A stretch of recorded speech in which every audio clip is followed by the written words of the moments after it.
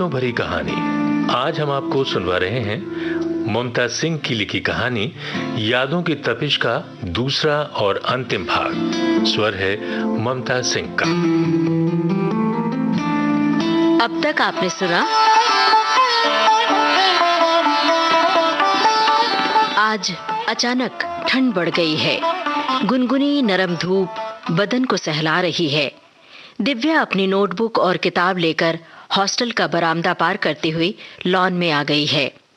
उसे यकीन नहीं हो रहा है कि उसकी बनाई डॉक्यूमेंट्री एंटरटेनमेंट चैनल पर अप्रूव हो गई है। चुनौतियां बढ़ गई हैं। कल जब मंच पर प्रणव सर ने सबके सामने हाथ मिलाकर उसे कॉन्ग्रेट्स किया तो कितना रोमांच हुआ था। मारे खुशी के जैसे पंख लगाकर वो उड़ चली हो आकाश में। हर इंसान अपनी बेहद खुशनुमा बात किसी आत्मीय अपने घर वालों से शेयर करना चाहता है, लेकिन दिव्या अपनी खुशी का इजहार किससे करे। जब साइबर क्राइम जैसे विषय पर उसे डॉक्यूमेंट्री बनाने की सलाह दी गई थी तो वो कितना घबराई थी, लेकिन जब प्रणव सर ने उसे छोटी सी बाइट बनाने को कहा तो दोस्तों ने भी फोर्स किया तो उसने ये प्रोजेक्ट ले लिया। प्रोजेक्ट बनाने के दौरान दिव्या को कितनी दिक्कतें पेश आई थीं, कितने पापड़ बेलने पड़े थे। आखिरकार दिव्या के अथक परिश्रम ने रंग लाया और पायलट प्रोजेक्ट तैयार हुआ। उसके सपनों की किताब का पहला अध्याय लिखा गया और उसके नाम डॉक्यूमेंट्री अलॉट हुई। सब्जेक्ट खौफनाक था, चुनौती बड़ी थी। सही मायनों में तो प्रणव सर जो उसके मेन गाइड हैं, उन्होंने ही काफी सहायता की। रात भर जाग जाकर इस डॉक्यूमेंट्री की एडिटिंग मिक्सिंग की। टीचर्स का ये पैनल और अच्छे दोस्तों का सहयोग और साथ न मिलता तो दिव्या डॉक्यूमेंट्री तो क्या छोटा मोटा प्रोजेक्ट भी नहीं बना पाती। बचपन से लेकर अब तक के उसके जीवन की ये पहली घटना है जिस पर उसे अपने आप पर गर्व हो रहा है। उसे याद आ गए वो दिन जब क्लास में हर कंपटीशन उसके लिए सजा थी। वो परफॉर्म ही नहीं कर पाती थी। नजरें नीचे झुकी हुई होती और मम्मी का चेहरा आंखों के सामने होता था। चाचा की बंदिशें आवाज को जब्त कर लेती थीं। काश आज वो अपने घर में होती तो कितना अच्छा होता। घर वालों की याद आते ही दिव्या मायूस हो गई। एक ऐसी तलहटी में पहुंच गई जहां जाने का रास्ता तो है लेकिन वहां से लौटना नामुमकिन। वो दिन जहन में ताजा हो गया। सूर्यास्त हो रहा था। दिव्या उदास होकर रूठकर कमरे में बंद हो गई थी। दिव्या के लिए इस तरह का संघर्ष रोजमर्रा में शुमार हो गया था। अपनी एक भी बात मनवाने के लिए उसे ऐसे ही रोजाना जूझना पड़ता था। कॉलेज के फंक्शन में डांस और गाने में पार्टिसिपेट करने का सोचना भी पाप था। दिव्या के घर में कॉलेज का मतलब सिर्फ पढ़ाई, किताबें, इम्तिहान पास करना।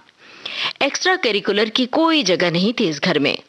गुड गर्ल बनकर सिर झुकाकर कॉलेज जाना और घर लौटकर रोजाना आने वाले मेहमानों का स्वागत करना और बड़ी निपुणता से घर के कामकाज करना, यही उसकी बेहतरीन जिंदगी थी। अपनी राय दी नहीं कि 10 मिनट का भाषण सुनने को मिल जाता था। दिव्या के घर वाले इतने पारंपरिक और रूढ़िवादी हैं कि अभी भी उत्तर प्रदेश के बलिया जिले के सपई गांव वाली मानसिकता उनके भीतर गहरी जड़ें जमाए हुए है। अरे समय के साथ विचारों की रिसाइकलिंग करना बहुत जरूरी है। विचार, उसूल, ये सब दिव्या के घर वालों के लिए महज किताबी अल्फाज हैं। अक्सर ही दिव्या सपनों की एक चमकीली दुनिया में खो जाती थी जहां युवा मन के रोशन चिराग होते हैं और हर ख्वाब मुकम्मल होता है। हर रास्ते की तयशुदा मंजिल होती है। रास्ते में आई हर अड़चन और रुकावट को युवा मन चुटकियों में दूर भगाना चाहता है। भीड़ के महासागर में मन माफिक मंजिल तक पहुंचने के लिए रुकावटों के पत्थर को दूर भी भगाना पड़ता है। सपने पूरे करने के पीछे के संघर्ष को युवा मन उस वक्त कहाँ समझ पाता है। उमंग और उत्साह में डूबी दिव्या ने भी संजोया मखमली ख्वाब की मास कम्युनिकेशन में 5 साल का इंटीग्रेटेड कोर्स करेगी। इसके लिए उसे चाहे जो करना पड़े, घर वालों का विरोध भी वो अफोर्ड कर लेगी। कामयाबी मिल जाना भी कई बार बेहद एकाकी बना देता है। अब सुनिए आगे की कहानी।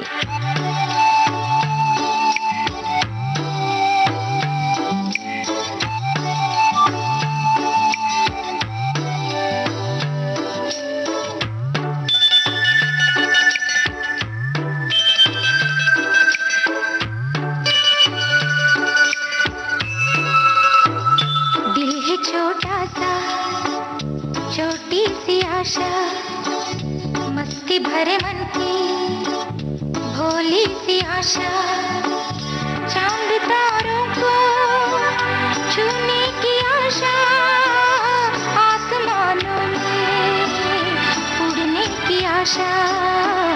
दिल है छोटा सा, छोटी सी आशा, मस्ती भरे मन की भोली सी आशा, चांद तारों को छूने की आशा, आसमानों में उड़ने की आशा।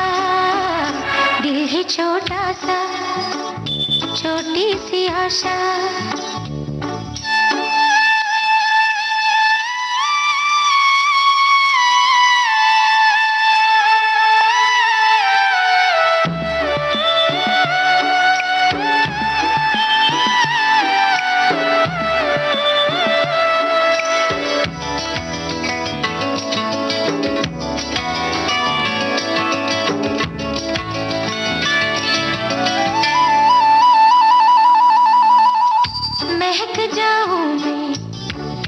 आज तो ऐसे फूल बगिया में महके हैं जैसे, बादलों की मैं ओढ़ूं चुनरिया, झूम जाऊं मैं बन के बावरिया, अपनी चोटी में बांध लूं दुनिया। दिल है छोटा सा, छोटी सी आशा, मस्ती भरे मन की भोली सी आशा, चांद तारों को छूने की आशा, आसमानों में उड़ने की आशा। दिल है छोटा सा, छोटी सी आशा, मस्ती भरे मन की भोली सी आशा।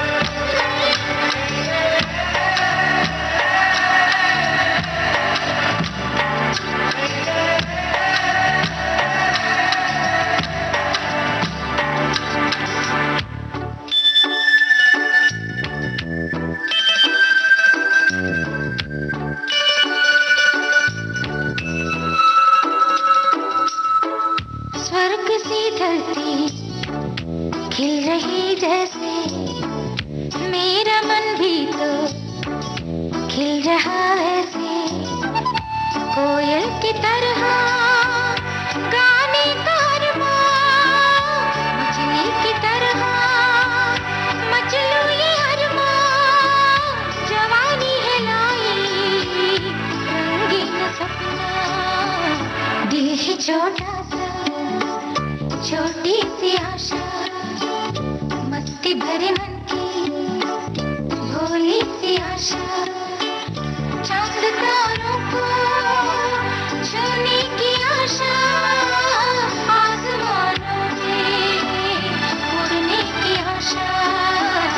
दिल है छोटा सा, छोटी सी आशा, मस्ती भरे मन की भोली सी आशा। इरफान ने घड़ी देखी, उसके लेक्चर का टाइम हो रहा था। वो वहां से चला गया। इरफान के जाते ही दिव्या फिर स्मृतियों की कटीली सघन झाड़ियों में उलझ गई। गोया कोई ऐसी मखमली याद नहीं है जिसके दामन में वो सिर रखकर सुकून पाए, वो नरम स्पर्श से सहलाए। उसकी हर याद कसैली है। 12वीं की पढ़ाई के दौरान दिव्या ने कभी इंडिपेंडेंट होकर कुछ नहीं किया। बड़ा मन होता था डांस में, नाटक में हिस्सा लेने का, पर सब कुछ प्रतिबंधित था। 3 भाई बहनों में सौम्या दी सबसे बड़ी, उसके बाद दिव्या और सोनू छोटा।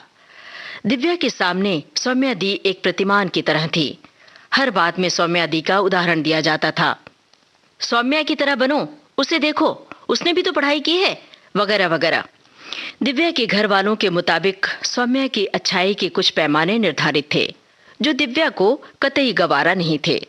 दिव्या ने जब भी पढ़ाई के अलावा अपने देखे सपनों का जिक्र किया तो सौम्या का उदाहरण सामने पेश कर दिया जाता था। एक बार जब दिव्या ने ऊंची आवाज में कह दिया, सौम्या दी को आखिर क्या मिला? हाँ, आधी अधूरी पढ़ाई कर ली, क्या मिला? अब वो अपने घर में ही नौकर से भी बदतर हालत में जी रही हैं। क्या फायदा हुआ इस जिंदगी का?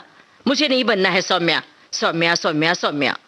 मुझे टीवी चैनल और फिल्म में काम करना है, मुझे सौम्या दी नहीं बनना है। वाक्य पूरा होता इससे पहले ही मम्मी का जोरदार चांटा गाल पर लगा था। उस दिन दिव्या कमरा बंद करके खूब रोई थी।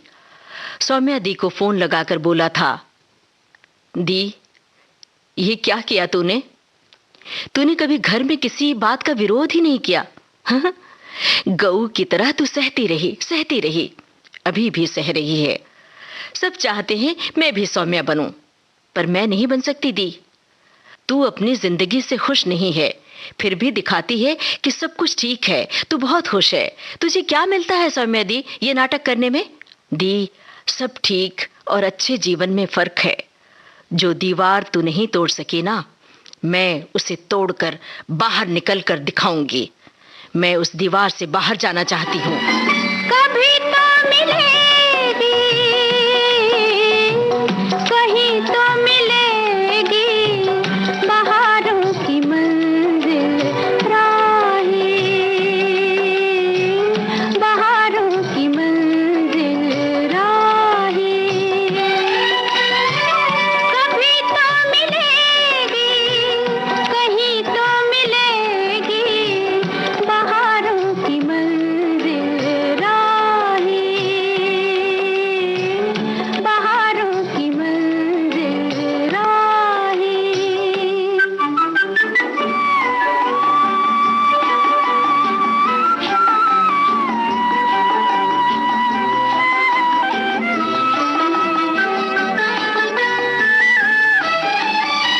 लंबी सही दर्द की राहें, दिल की लगन से काम ले, आँखों के इस तूफान को पी जा, आहों के बादल थाम ले।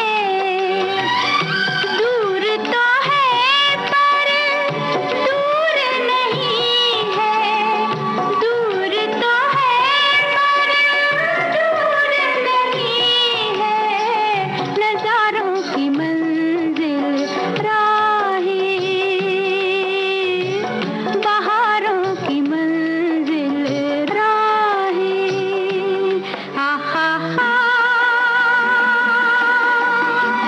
आहा हा हा हा, ला ला ला ला ला ला, आहा। माना के है गहरा अंधेरा, गुम है डगर की चांदनी, मैली न हो धुंधली पड़े ना, देख नजर की चांदनी। डाले हुए हैं रात की चादर, डाले हुए हैं रात की चादर, सितारों की मंजिल राहें, बहारों की मंजिल राहें।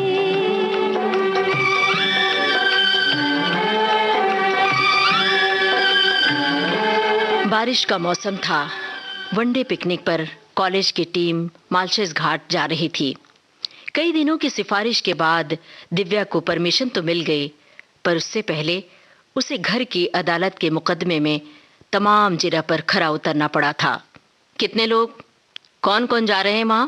वो लड़के संस्कारी और कुलीन तो है ना? लड़कों से जरा डिस्टेंस मेंटेन रखना। हाँ, वे हाथ मिलाने के बहाने लड़कियों के करीब आते हैं और फिर दोस्ती की कड़ी जोड़ लेते हैं। समझ में आ रही बात ना?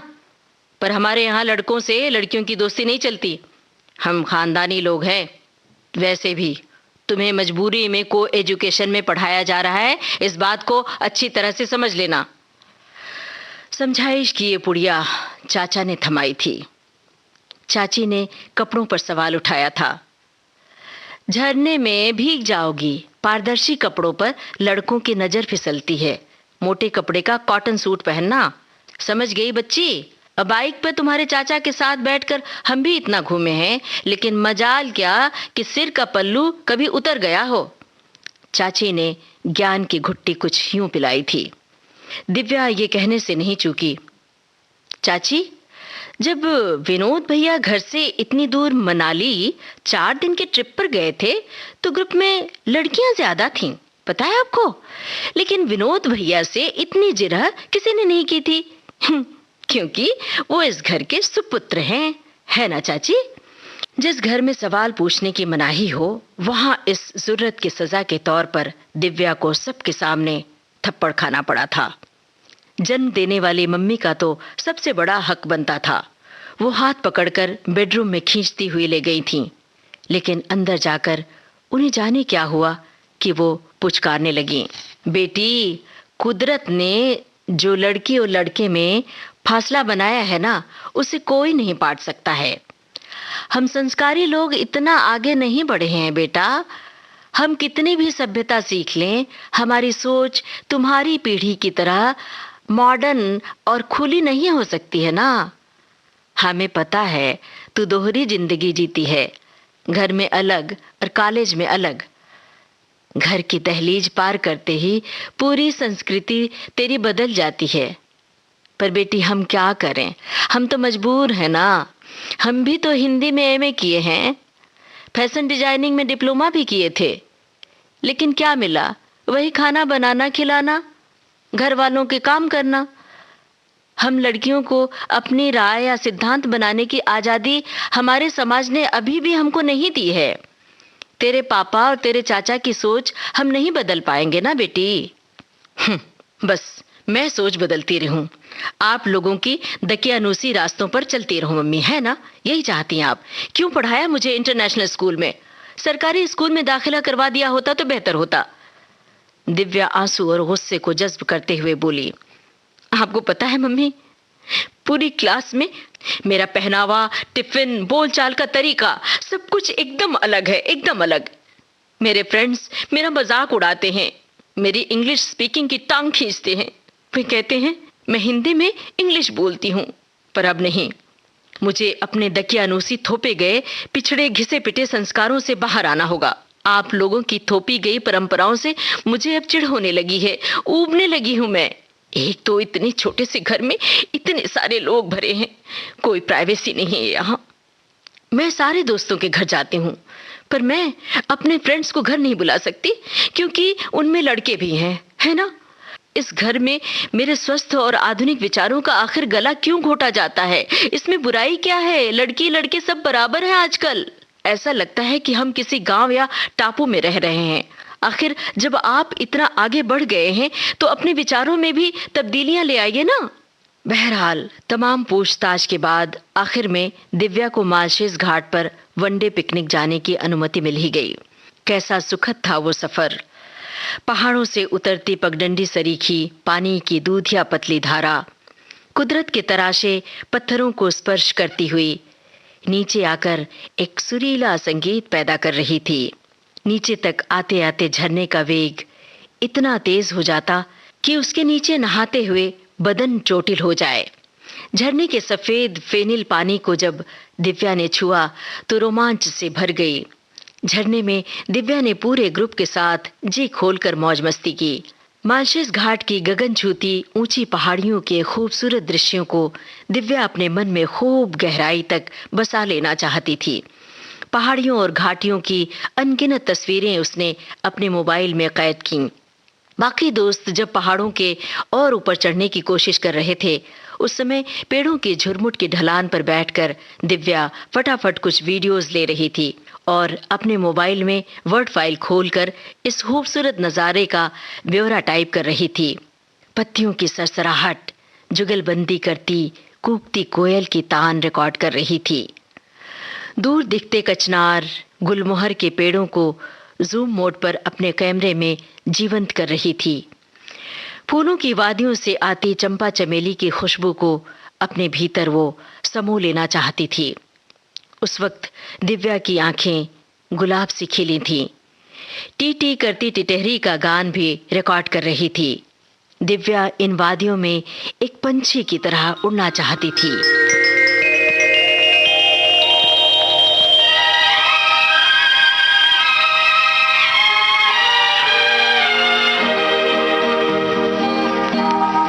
ये वादियाँ ये फिजाएं बुला रही है तुम्हें, ये वादियाँ ये फिजाएं बुला रही है तुम्हें, खामोशियों की सदाएं बुला रही है तुम्हें, ये वादियाँ ये फिजाएं बुला रही है तुम्हें।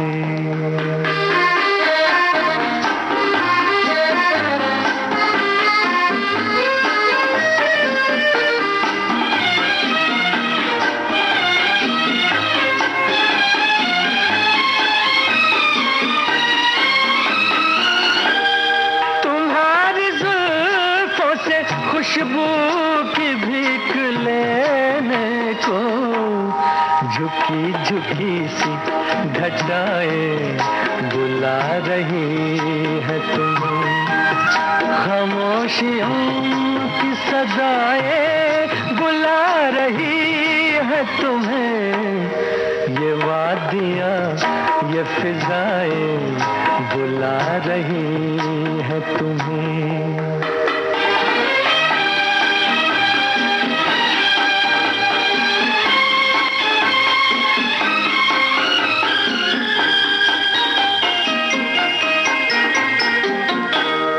हसीन चंपई पैरों को जब से देखा है, नदी की मस्त अदाएं बुला रही है तुम्हें, खामोशियों की सदाएं बुला रही है तुम्हें, ये वादियाँ ये फिजाएं बुला रही है तुम्हें।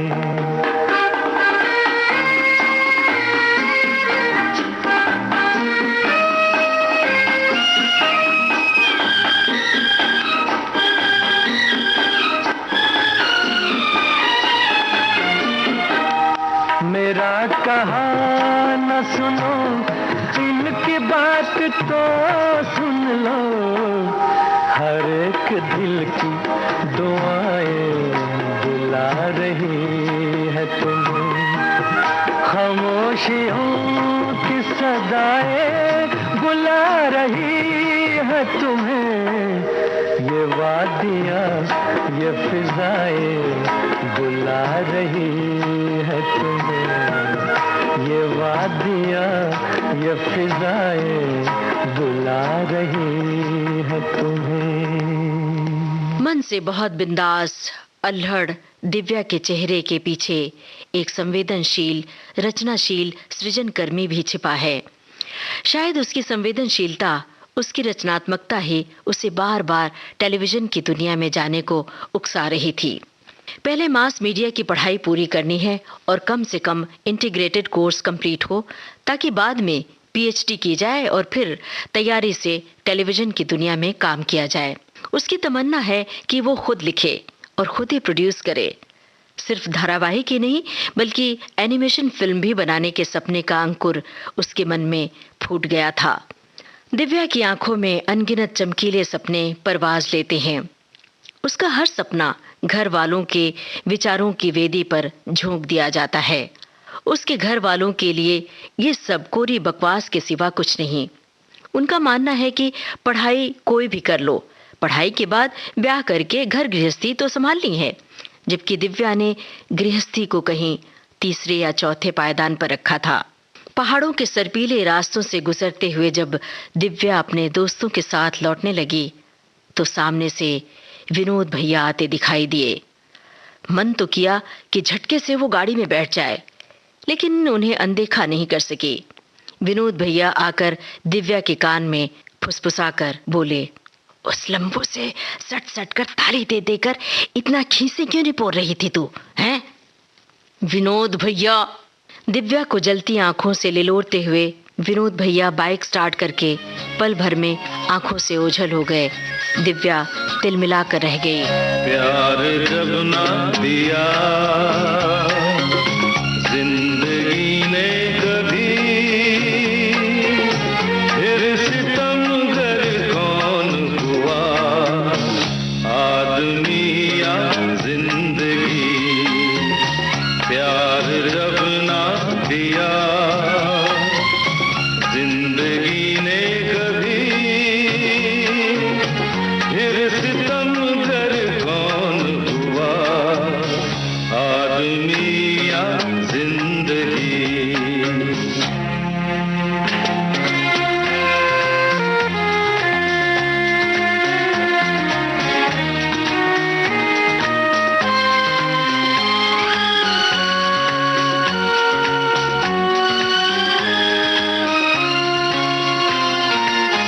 जुर्म की है सजा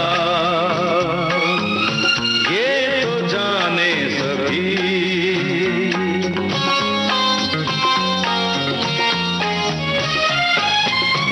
जुर्म की है सजा ये तो जाने सभी। कोई मुजरिम क्यों बना ये नहीं माने कभी, साथ जब ना दिया जिंदगी ने कभी, फिर सितमगर कौन हुआ आदमी या जिंदगी।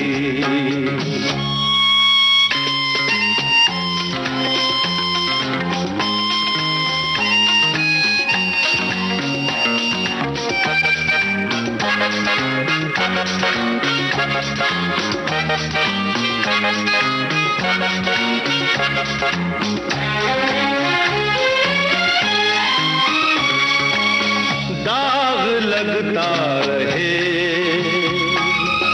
फिर भी जीना पड़े,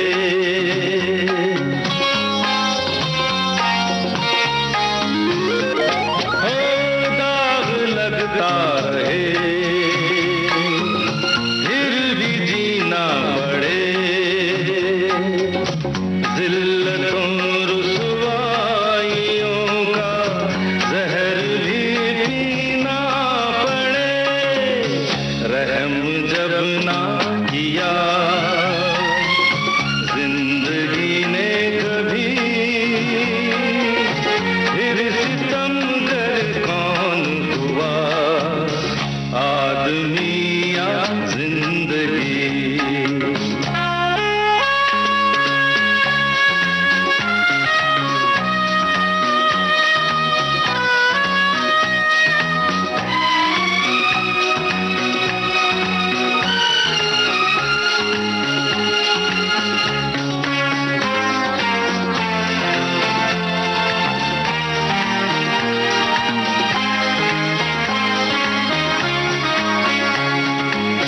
वो तो कहता रहा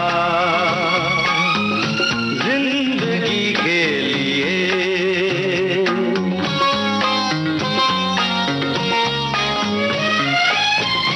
वो तो कहता रहा जिंदगी के लिए। एक मोहब्बत के सिवा कुछ न मुझको चाहिए, प्यार जब ना दिया जिंदगी ने कभी, फिर सितमगर कौन हुआ आदमी या जिंदगी। घर पहुंचते पहुंचते रात के 9 बज गए थे। इस घर में ये वक्त लड़कियों के लिए बाहर से लौटने का नहीं है। छोटे भाई सोनू ने दरवाजा खोला और अपने स्टडी टेबल पर बैठकर पढ़ने में वो मशगूल हो गया। चाचा हाथ में रिमोट लिए टीवी के चैनल बदल रहे थे। टीवी बंद करते हुए उन्होंने दिव्या को ऐसे देखा जैसे वो कोई बड़ा अपराध करके लौटी हो। कॉरिडोर पार करती हुई वो बेडरूम तक पहुंची भी नहीं थी कि चाचा की रौबदार जालिम आवाज ने कानों में चोट पहुंचाई। बेतरह थकी हुई दिव्या का मन कर रहा था कि चाचा की पुकार को अनसुना करके सीधे बिस्तर पर पड़ जाए, लेकिन चाचा की हैसियत इस घर में पापा से भी बढ़कर थी। इसकी एक वजह तो ये थी कि चौल में इतनी लंबी जिंदगी बिताने के बाद जब से टावर में घर लेने का सपना पूरा हुआ तो घर की एक मुश्त रकम का इंतजाम चाचा ने किया था। लोन अमाउंट भी उनका ज्यादा था।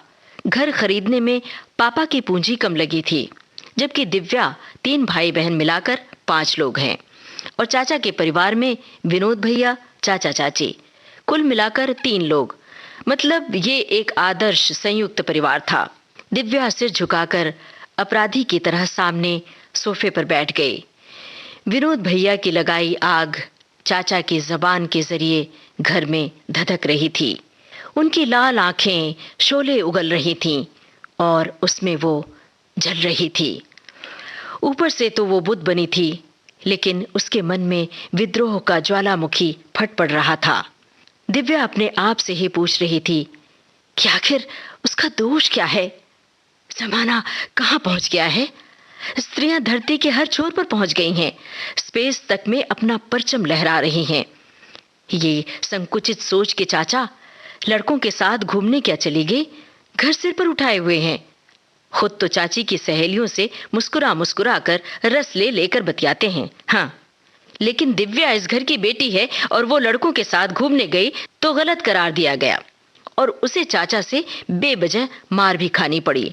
इस आदर्श परिवार में बड़े होकर भी बात बात में पिट जाना आम बात है और ये उनके संस्कार में शुमार है। विनोद भैया ने दिव्या और इरफान को लेकर अफसाना गढ़कर चाचा और पापा से कह सुनाया था। वो भी इस तरह जैसे दिव्या कई दोस्तों के साथ न गई हो, बल्कि अकेली इरफान के साथ गई हो, जबकि इरफान भी अन्य लड़कों की तरह महज एक दोस्त था। मम्मी ने भी चाचा पापा के पंचम सुर में अपना मंद्र सप्तक का सुर मिला दिया था। दिव्या, ए दिव्या, लड़की हो, इरफान से मिलना जुलना कम करो, समझी कि नहीं? लड़की का चरित्र सफेद चादर की तरह होता है, एक छींटा भी दाग लगा देता है उसमें। तुम जानती हो हमारे यहाँ ये सब नहीं चलता है। उस दिन दिव्या का दिल दर्द से कराह रहा था। अनगिनत खरोंचें लगी थीं। मालशेज घाट में देखे फूल मुरझा गए थे। बेचैन मन आंसुओं का झरना बन बहता रहा बहुत देर तक। कमरे का दरवाजा अंदर से उसने बंद कर लिया।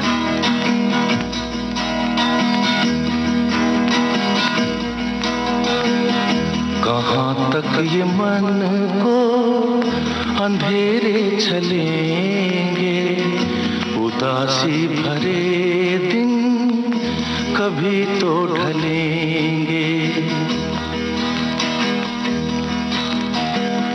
कहाँ तक ये मन को अंधेरे चलेंगे, उदासी भरे दिन कभी तो ढलेंगे।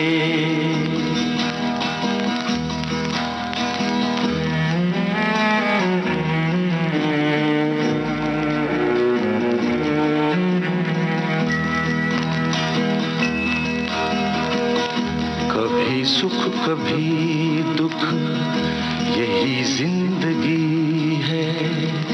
ये पतझड़ का मौसम घड़ी दो घड़ी है। ये पतझड़ का मौसम घड़ी दो घड़ी है।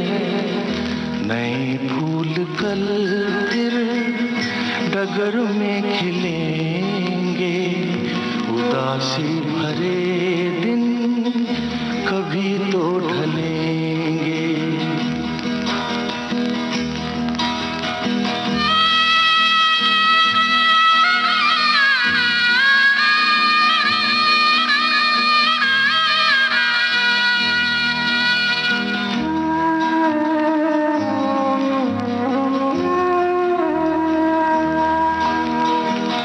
भले तेज की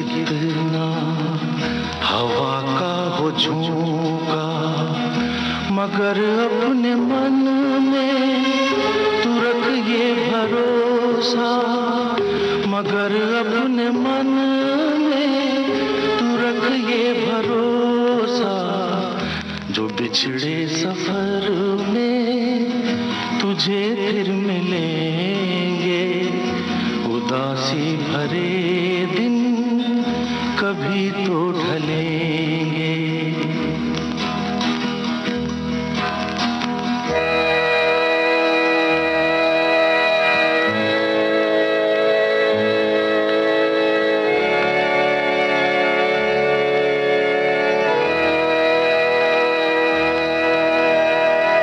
कहे कोई कुछ भी मगर सच यही है, लहर प्यार की जो कहीं उठ रही है, लहर प्यार की जो कहीं उठ रही है, उसे एक दिन तो किनारे मिलेंगे। उदासी भरे दिन कभी तो ढलेंगे। कहाँ तक ये मन को अंधेरे चलेंगे। उदासी भरे दिन कभी तो ढलेंगे। रोने के बाद मन हल्का हुआ तो दिव्या ने मोबाइल उठाया, फेसबुक पर मालशेज घाट की पहाड़ियों की तस्वीरें अपलोड की और व्हाट्सएप पर अपनी सहेलियों से बहुत देर तक चैट करती रही और तस्वीरें भेजती रही। इसी बहाने अपना जी बहलाती रही। दिव्या हमेशा ऐसा करती थी। जब उसे ज्यादा डांट पड़ती तो पहले खूब रोती थी, लेकिन उसके आंसू उसे सख्त बनाते थे और फिर इस तरह परिस्थितियों से जूझने का हौसला उसके भीतर पैदा हो जाता था। उस दिन के मार के बाद दिव्या ने अपने आप को काफी निस्संग पाया। डांट और मार का असर भी अब कम होने लगा था। उस दिन वो चाचा की डांट और मार से पिकनिक का सुखद एहसास का सैला नहीं करना चाहती थी, इसीलिए सोशल नेटवर्किंग का दामन थामकर सुकून महसूस कर रही थी। उन दिनों घर में एक सिलसिला सा बन गया था। बात बात में दिव्या को एहसास कराया जाता कि वो एक लड़की है, उसे सलीके से रहना चाहिए। इसके उलट दिव्या कॉलेज के माहौल के अनुरूप खुद को बदल रही थी और ढाल रही थी। रायमा अक्सर उसे खुलेपन की तरफ खींचती। वो कहती, अरे यार, थोड़ी आजाद ख्याल बनो, वरना किसी भी मर्द के पल्लू में बांधकर कैद कर दिया जाएगा और सारी जिंदगी गृहस्थी की चक्की पीसती रहोगी। समझ में आई बात? कोई सागर दिल को बहलाता नहीं, कोई सागर दिल को बहलाता नहीं, बेखुदी में भी करार आता नहीं, कोई सागर दिल को बहलाता नहीं।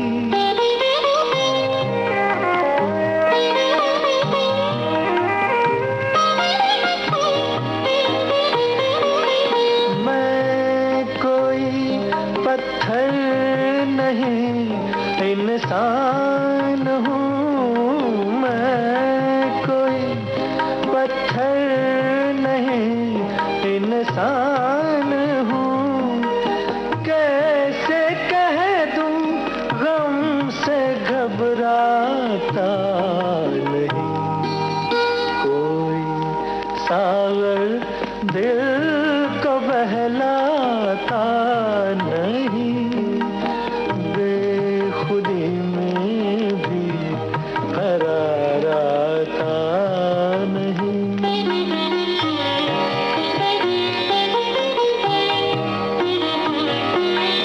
कल तो सब थे कारवां के साथ साथ, कल तो सब थे कारवां के साथ साथ, आज कोई राह दिखलाता नहीं,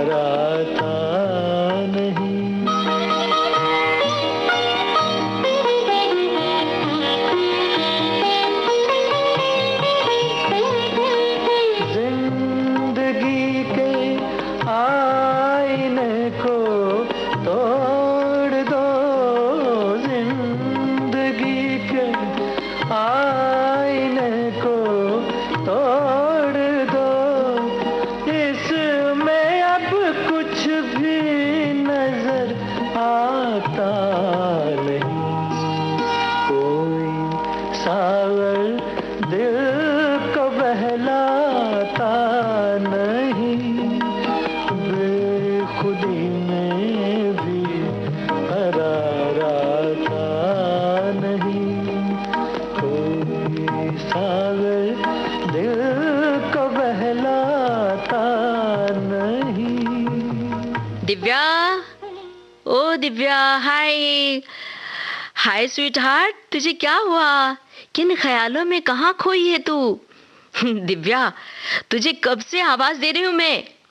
एवी रूम में सब लोग तेरा इंतजार कर रहे हैं। ड्रामा की रिहर्सल है और इस बार प्रणव सर और तानिया मैम भी ड्रामा में पार्टिसिपेट करेंगे। है ना अच्छी बात? चल चल। ओह, अरे हाँ, हाँ, हाँ, अरे तेरा लिखा अधूरा ड्रामा इरफान ने पूरा कर दिया। जानती है कितना अच्छा लिखा है उसने। तानिया मैम अपने रोल से इतनी खुश हैं कि उन्होंने इरफान को आज खूब कस के गले लगा लिया। दिव्या की आंखों के सामने वो दृश्य कौन गया जब उसे तुषार से हाई फाई करते हुए विनोद भैया ने देख लिया था। घर जाकर कैसी चुगली की थी उसने, और इस बात को लेकर भी घर में हंगामा हुआ था। चाचा का लंबा चौड़ा भाषण सुनना पड़ा था। चाचा की डांट एक अनपढ़ की तरह थी जिसे सुनना बुखार सी पीड़ा देता था। उस घर में विनोद भैया की भूमिका महज एक जासूस की थी। अगर घर वाले कॉलेज का ऐसा ओपन माहौल देख लें तो जाने क्या हो जाएगा। दिव्या सोचती है, घर और बाहर की दुनिया कितनी अलग है, कितनी अलग। घर में जो गलत है वही बाहर कॉलेज में नॉर्मल है, रूटीन है। इन सब बातों पर तो आजकल किसी का ध्यान भी नहीं जाता, लेकिन दिव्या के घर में ये एक तरह का अपराध है, बुराई है ये।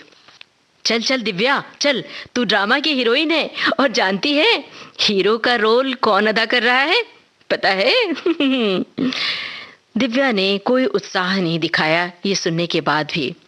अरे बाबा पूछ तो सही, कौन है? पूछेगी नहीं? दिव्या अपनी पलकें प्रश्नवाचक मुद्रा में ऊपर उठा देती है। प्रणव सर, पता है प्रणव सर। अनमनी सी दिव्या उठकर अपने रूम की ओर चल देती है। जाते जाते कहती है, राइमा सुनना, सर और मैम को मैसेज दे देना प्लीज। आज मैं रिहर्सल पर नहीं आ पाऊंगी, प्लीज। क्यों, क्या हुआ? क्या हुआ तुझे? चल ना चल। नहीं, मैं नहीं चलूंगी, मेरी तबीयत नहीं ठीक है। कहते हुए दिव्या बरामदे की ओर मुड़ जाती है। राइमा उसका मन टटोलने की कोशिश करती है लेकिन नाकामयाब रहती है। हॉस्टल के कमरे में जाकर दिव्या ड्रामा की स्क्रिप्ट निकालती है। कल तो रिहर्सल में जाना ही होगा। रिहर्सल में नहीं जाऊंगी तो रीडिंग कैसे होगी? और एक रीडिंग बहुत ज़रूरी है। अपने आप से ही वो गुफ्तगू करती है, आखिर ये चमकीला सपना मैंने ही तो देखा है, मेरे ही सपने का हिस्सा है ये। फिर मेरा मन क्यों घबरा रहा है? क्यों क्यों घबरा रही हूं मैं? आखिर अपनों से दूर होने की कसक आज इतनी ज्यादा क्यों सता रही है? आखिर समझ में नहीं आ रहा है, क्या करूं? भारी मन से स्क्रिप्ट के पन्ने पलटने लगती है दिव्या। साथ में अपनी डायरी लेकर बैठ जाती है। जब भी मन के भीतर तूफान मचा हो, हवाओं का रुख बार बार एक ही दिशा में भागा जा रहा हो, तो मन को संभालना, समझाना बड़ा मुश्किल होता है। आज दिव्या का मन खुद से ही जद्दोजहद कर रहा है कि कहीं उसने गलत फैसला तो नहीं कर लिया। अगर डॉक्यूमेंट्री टेलीकास्ट नहीं हुई तो अगले सेमेस्टर के लिए फीस के पैसे कहाँ से आएंगे? पिछले सेमेस्टर में भी स्कॉलरशिप के पैसे से फीस पूरी नहीं हुई थी। इरफान और राइमा ने मिलकर बाकी फीस ऑनलाइन भर दी थी। उनका ये एहसान कैसे चुकाऊंगी मैं? अगले दोनों सेमेस्टर में ज्यादा फीस की जरूरत होगी। प्रोजेक्ट वर्क भी ज्यादा होगा। प्रोजेक्ट वर्क में लगने वाली सामग्री बहुत महंगी होती है। कहाँ से आएगी ये रकम? दिव्या का तनाव बढ़ता ही जा रहा है। वो जब मन से परेशान होती है तो अपने आप को अकेलेपन के महासागर में डुबो देती है। अपने एकाकीपन से खुद को बाहर नहीं निकालना चाहती। अपनी पीड़ा को वो तार तार महसूस करती है, अपनी बेचैनी को सहलाती है और उससे जूझती भी है। उसे अपने आप पर गुस्सा आता है, अपने हालात पर भी, घर वालों पर भी। लेकिन एकाकीपन के उसके ये लम्हे उसके प्रिय होते हैं। ऐसे में वो या तो अपनी डायरी उठाती है या फिर खिड़की से बाहर खाली खाली नजरों से दूर तक देखती है। खाली हाथ शाम आई है, खाली हाथ शाम आई है, खाली हाथ जाएगी, खाली हाथ शाम आई है। आज भी ना आया कोई, आज भी ना आया कोई, खाली लौट जाएगी, खाली हाथ शाम आई है, खाली हाथ जाएगी, खाली हाथ शाम आई है।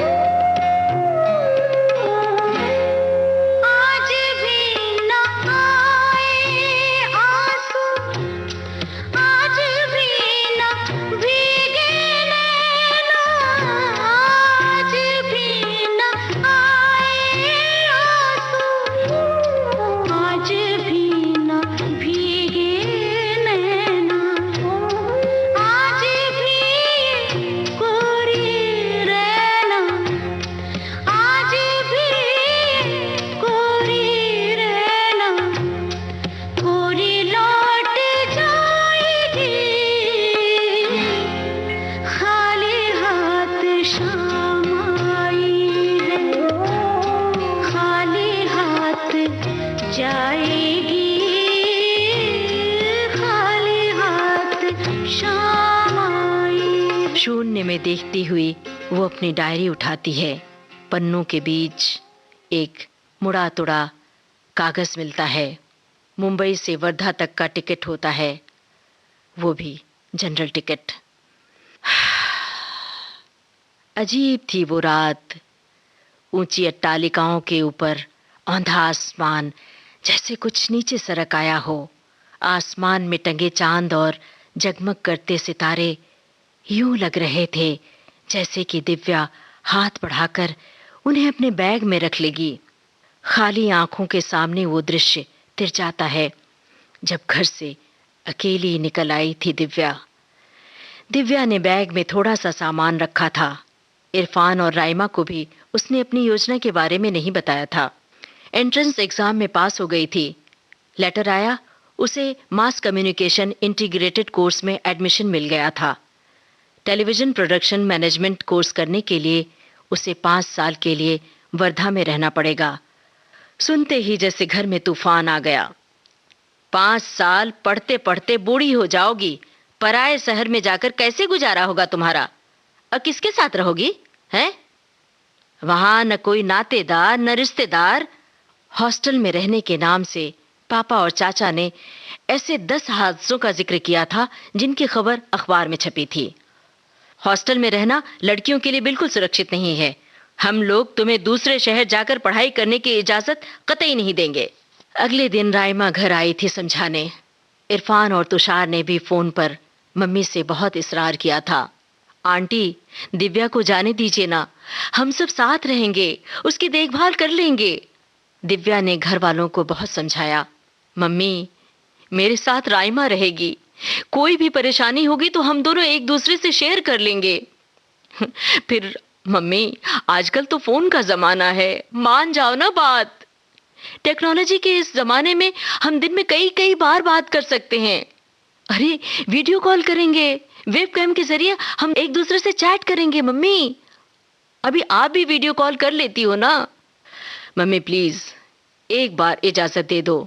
बोझिल कदमों से चलती हुई दिव्या का मन अपने करियर के लिए उत्साही था, लेकिन घर वालों को छोड़कर यूं चुपके से आना उसके कलेजे पर जैसे आरी चल रही थी और वो पीड़ा से कराह रही थी। रास्तों का पता नहीं, नदी के उस पार टिमटिमाते हुए दिए की मध्यम रोशनी। कैसे जाएगी वो उस पार? कोई साथ नहीं, कोई सहयोगी नहीं, सिर्फ एक स्कॉलरशिप के बूते पर पूरी पढ़ाई कैसी होगी? क्या होगा मेरा? कैसे रहूंगी मैं अपने घर वालों के बिना? वो विचारों की गहरी खाई में उतरती गई। चलते चलते दिव्या स्टेशन पहुंच गई थी। सीढ़ियां उतरकर उसने सामने खाली पड़ी एक बेंच पर अपनी काया को जैसे धकेलते हुए बिठा दिया था। प्लेटफॉर्म पर दूर टिकी आंखों के सामने रात का अंधेरा था। गुलाबी ठंड थी, मौसम पर धुंध छाई थी और दिव्या की आंखों पर भी गहरी धुंध थी। दिव्या खाली निचाट आंखों से दूर देख रही थी। डीजल इंजन वाली ट्रेनें आ रही थीं, जा रही थीं। सारी गाड़ियों का वक्त और गंतव्य बिल्कुल निर्धारित था, पर दिव्या की ट्रेन का ना तो नियत समय था और ना ही नियत मंजिल। किस शहर में जाना है ये तो पता है, लेकिन किस ट्रेन से जाना है ये तो दिव्या ने भी नहीं सोचा था। न तो उसके पास यात्रा का टिकट था और न ही पराये शहर में पहुंचने के बाद का कोई ठिकाना। मंजिल इतनी दूर थी कि वो ऊहापोह में थी। पता नहीं मंजिल मिलेगी भी या नहीं। क्या यूं ही मैं टूटकर घर लौटूंगी? नहीं, यूं टूटकर घर नहीं लौटना है। उस रात कई गाड़ियां आती और जाती रहीं। अंत में अपने भीतर हौसला पैदा करती हुई खुद ही हौसले से डग भरती हुई वो एक ट्रेन में बैठ गई। यही वो टिकट था जिसने उसे वर्धा पहुंचाया था।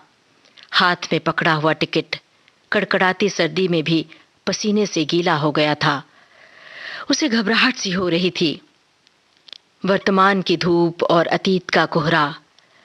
उसने आंखें मिचमिचाकर कसकर अपनी हथेलियां रख ली थीं। हथेलियों पर कुछ सर्द बूंदें चिपक गई थीं। हॉस्टल की कैंटीन में बजने वाली बेल से दिव्या की तंद्रा टूटी। रोज शाम को चाय के वक्त यही बेल बजती है। कोहरे से डूबी शाम अब अंधेरे की काली चादर ओढ़ रही है। लॉन के लैंप पोस्ट की मध्यम रोशनी किलैटी के उस जोड़े पर झिलमिल कर रही है जिसने अभी अभी बसेरा लिया है। पक्षियों के झुंड पेड़ों की पत्तियों में छिप गए हैं। सोने से पहले का उनका संवेद गान बज रहा है और दिव्या के कान में नाटक के गीत का वो हिस्सा गूंज रहा है जो उसे मंच पर गाना है।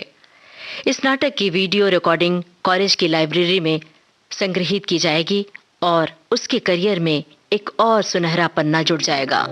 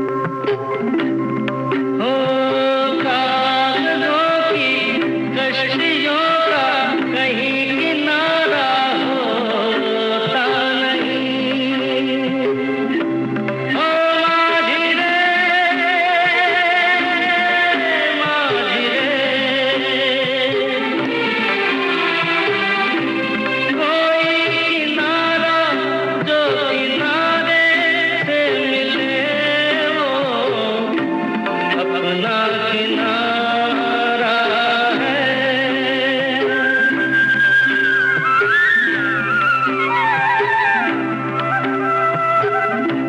ओ माझी रे,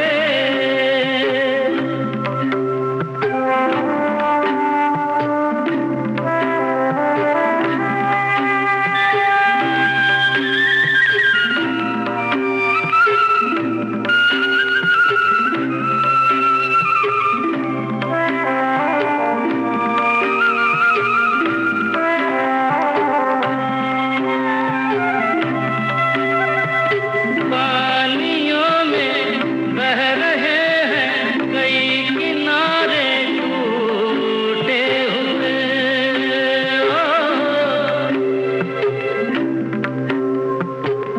ओ रास्तों में मिल गए हैं कभी सहारे टूटे हुए। कोई सहारा मझधारे में मिले तो अपना सहारा है। ओ माझी रे, अपना किनारा नदिया की। गीतों भरी कहानी में आज आप सुन रहे थे ममता सिंह की लिखी कहानी यादों की तपिश का दूसरा और अंतिम भाग। स्वर था ममता सिंह का, प्रस्तुति सहयोग आकांक्षा सिंह और विविध भारती की ओर से इसे प्रस्तुत किया रमेश गोखले ने।